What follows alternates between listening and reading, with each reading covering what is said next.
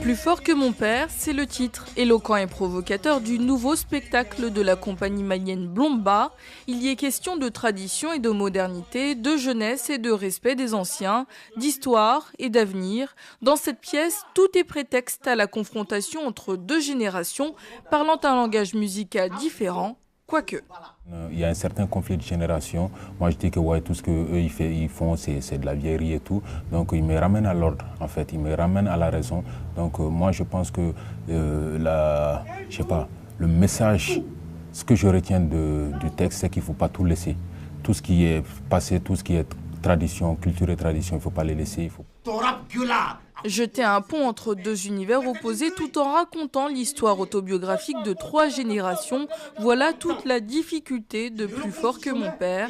Sur scène, on retrouve donc Sidi Soumaoro, dit Ramsès, l'étoile montante du rap malien, et Michel Sangaré, un des pionniers de l'art dramatique au Mali. Pour une première fois, je peux dire que dans l'histoire du Mali joué, c'est la première fois que quelqu'un parle du bien de ce tulip roi qui est Soumaoro Kanté, qui est l'ancêtre de tous les forgerons du Mali.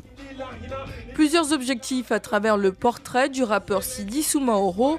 Le premier, retracer son histoire générationnelle en évoquant ceux qui ont été presque oubliés de l'histoire commune du Mali, tel le roi forgeron Soumaoro et le père de Sidi, Idrissa Soumaoro, un des chanteurs incontournables de la musique malienne.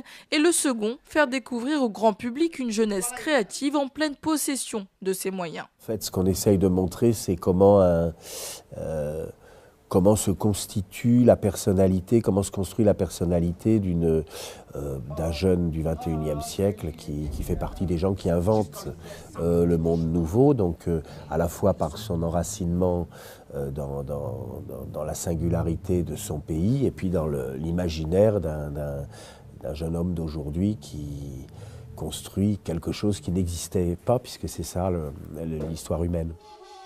En escale à Paris, la compagnie Blomba ne compte pas faire de la figuration. Elle propose déjà jusqu'au 26 mai au théâtre du Grand Parquet une autre pièce, à la Tessunogo, comprenez, Dieu ne dort pas.